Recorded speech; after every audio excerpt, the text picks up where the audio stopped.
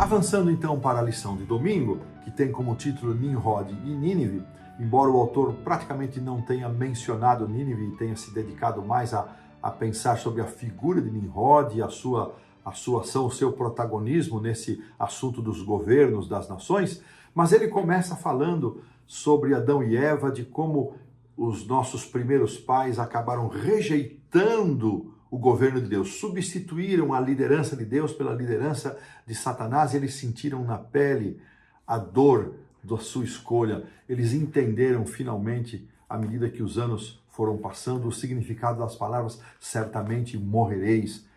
Enganados por Satanás, eles preferiram o governo diabólico, e eles queriam agora, em arrependimento e compreensão do seu erro, eles queriam estar o mais próximos possível deste governo de Deus, e eles então voltavam à entrada do Jardim do Éden. Esta declaração está aqui no livro Patriarcas e Profetas, página 38, onde Ellen White vai nos dizer que o Jardim do Éden ele permaneceu na terra até poucos dias antes do dilúvio. E Adão e os seus filhos, e Eva e seus filhos, eles voltavam à porta do paraíso, que havia sido cerrada e era vigiada para que ninguém tivesse acesso à árvore da vida, senão o pecado seria perpetuado. E eles voltavam à porta do paraíso, à entrada do Éden, e ali eles ofereciam o seu sacrifício. E aqui ela então vai nos dar a informação de que o Éden foi retirado pouco antes da destruição da terra por meio do dilúvio. E eles então sabiam que quando todas as coisas chegassem ao final, especialmente essa história de pecado, o Éden será, ela diz, restabelecido mais gloriosamente adornado do que ele foi no princípio. Eu fico imaginando a surpresa de Adão e Eva quando puderem outra vez, já na terra renovada depois do milênio, poderem desfrutar do jardim que eles tanto amaram, que eles cuidaram e do qual eles foram banidos. Essa introdução nos faz pensar nas escolhas que se seguiram a partir daí. Abel, o justo, vimos na lição da semana passada, ele tombou, morreu em função da ira de seu irmão, da inveja, e a partir daí Caim e Abel simbolizam as escolhas da humanidade, aqueles que escolhem e aceitam e respondem favoravelmente a Deus, ao seu plano de salvação, e aqueles que rejeitam. E nós vamos ver neste personagem, Nimrod, um exemplo daqueles que procuraram as soluções humanas para governarem-se a si mesmos. E vamos aqui ao capítulo 10 de Gênesis, os versos 1 a 12 vão nos trazer aqui. Eu aproveitei essa provocação aqui para fazer uma releitura desse capítulo e fui também procurar um pouco de informação no comentário bíblico adventista, e é impressionante a forma como, após o dilúvio, estas gerações dos filhos de Noé, como é que elas se dividiram e foram povoando a terra, foram preenchendo a terra. E ver essa movimentação é algo muito interessante. A nossa lição, claro, não tem esse propósito, né? Mas ela nos ajuda a entender isso aqui. Vamos ler, então, os versos 9 e 10. Vamos começar no 8. Cuxi gerou a Nimrod, o qual começou a ser poderoso na terra. Foi valente caçador diante do Senhor. Daí dizer-se, como Nimrod, poderoso caçador diante do Senhor.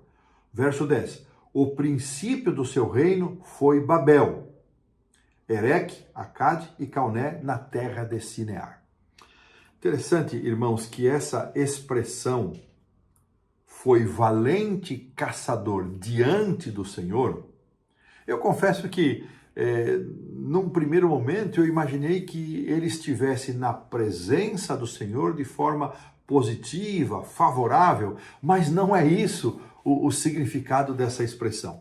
Esta expressão, valente caçador diante do Senhor, significa agir contrário à vontade de Deus. É como se o autor estivesse dizendo aqui, Moisés, ele foi um caçador, mas contrário à vontade do Senhor, contrário aos planos de Deus. Esse diante tem o sentido de contra. de oposição. Então ele foi valente caçador, mas em oposição a Deus, contrário ao plano de Deus.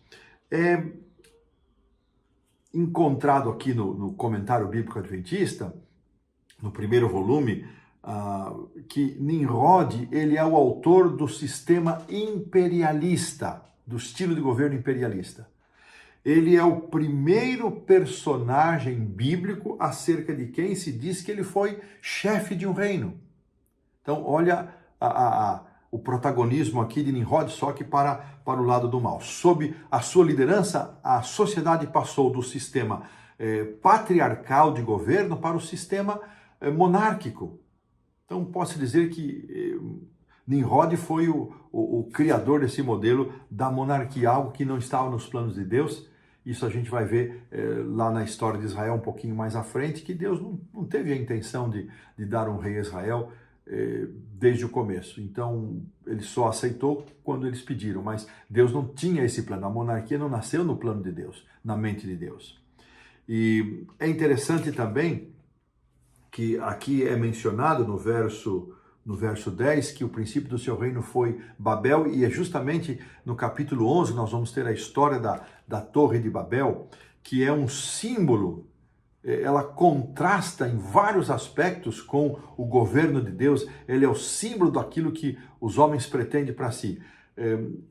Ali nós podemos ver que no relato da criação, várias vezes, versículo 3, 6, 9 e assim por diante, nós vamos encontrar a expressão, e disse Deus.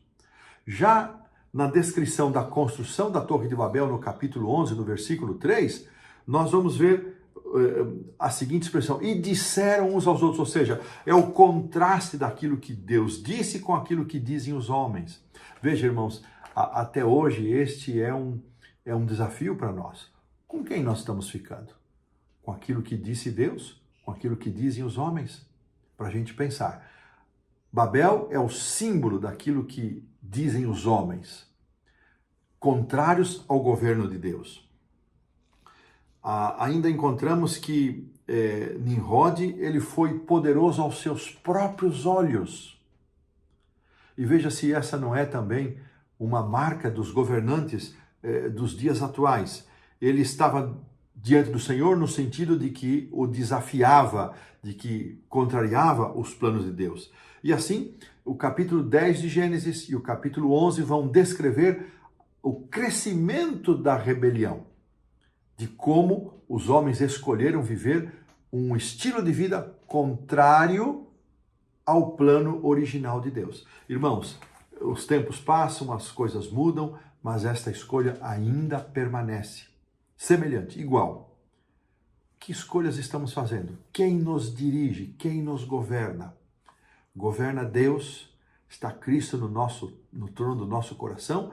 Ou nós estamos sendo governados pelos nossos próprios impulsos, pela onda da sociedade? Para a gente pensar dessa maneira, colocamos aqui um ponto final na lição do domingo.